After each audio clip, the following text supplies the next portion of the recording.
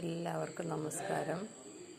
ഇന്ന് 2026-27 വർഷത്തെ കേരള സിലബസിൻ്റെ SLC പരീക്ഷയുടെ സോഷ്യൽ സയൻസിലെ ഹിസ്റ്ററി എന്ന പാഠപുസ്തകത്തിലെ പ്രധാനപ്പെട്ട 5 ചോദ്യങ്ങളാണ് ഈ ഭാഗത്തിൽ ഉൾപ്പെടുത്തിയിരിക്കുന്നത്.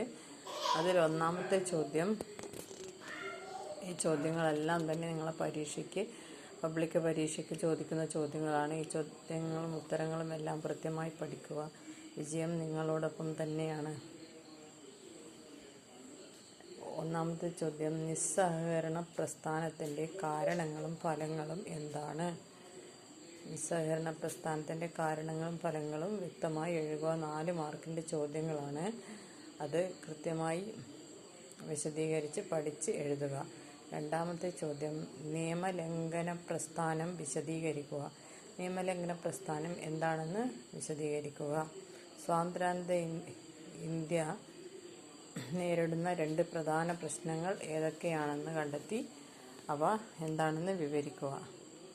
നാലാമത്തെ ചോദ്യം, കേരള നവോത്ഥാനത്തിൻ്റെ പ്രാധാന്യം എന്തെന്ന് വിവരിക്കുക. 4 മാർക്കിൻ്റെ ചോദ്യങ്ങളാണ്. കൃത്യമായും വ്യക്തമായും ഉത്തരം എഴുതാൻ ശ്രമിക്കുക. അഞ്ചാമത്തെ ചോദ്യം, സാമ്പത്തിക ആസൂത്രണത്തിൻ്റെ ആവശ്യകത എന്തെന്ന് വിവരിക്കുക. സാമ്പത്തിക ആസൂത്രണത്തിൻ്റെ ആവശ്യകത എന്തെന്ന് കൃത്യമായി വിവരിക്കുക.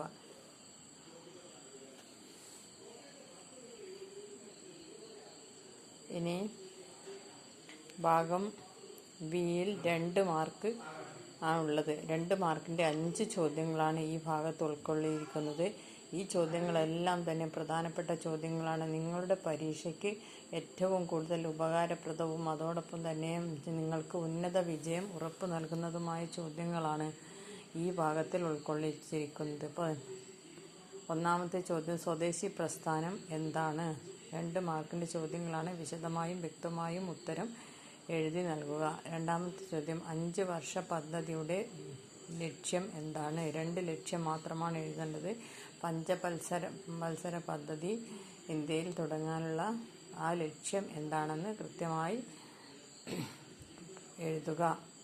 മൂന്നാമത്തെ ചോദ്യം, WWIയുടെ 2 WWI എന്താണെന്നും അതിൻ്റെ 2 കാരണങ്ങൾ എന്താണെന്നും വ്യക്തമായി എഴുതുക.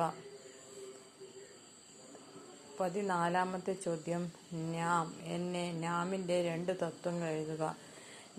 നാം എന്താണെന്നും അതിൻ്റെ 2 തത്വങ്ങൾ എന്താണെന്നും പ്രത്യേകിച്ച് എഴുതാൻ ശ്രമിക്കുമല്ലോ. 15മത്തെ, കേരള മോഡലിൻ്റെ 2 സവിശേഷത.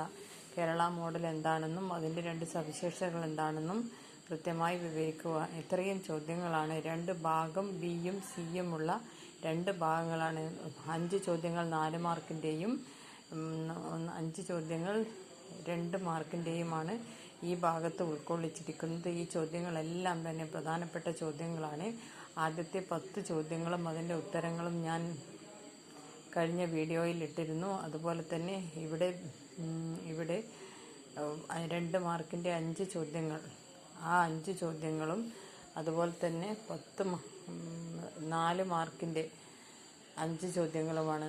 അപ്പോൾ 20ഉം 10ഉം 30 മാർക്ക്. നേരത്തെ പറഞ്ഞ 10 40 മാർക്കാണ് ഇത്രയും ഭാഗം വായിച്ചതിൽ നിങ്ങൾക്ക് നേടാൻ സാധിക്കുന്നത്. ഇതിൽ നിന്നുള്ള ചോദ്യങ്ങൾ പൂർണ്ണമായും പരീക്ഷയ്ക്ക് വരുന്നതാണ്. ഈ ചോദ്യങ്ങളെല്ലാം തന്നെ പഠിച്ചെടുത്ത് ഉത്തരം നൽകുക. അതുപോലെ തന്നെ PSC പരീക്ഷയ്ക്ക് തയ്യാറെടുക്കുന്നവർക്കും ഈ ചോദ്യങ്ങളെല്ലാം തന്നെ വളരെ ഉപകാരപ്പെടുമെന്ന് ആണ് ഈ അവസരത്തിൽ പറയാനുള്ളത്. നിങ്ങൾ ചരിത്രം പഠിക്കുമ്പോൾ അത് പൂർണ്ണമായും പഠിക്കാനും അത് ഉൾക്കൊള്ളാനും നമുക്ക് കഴിഞ്ഞെന്ന് വരില്ല.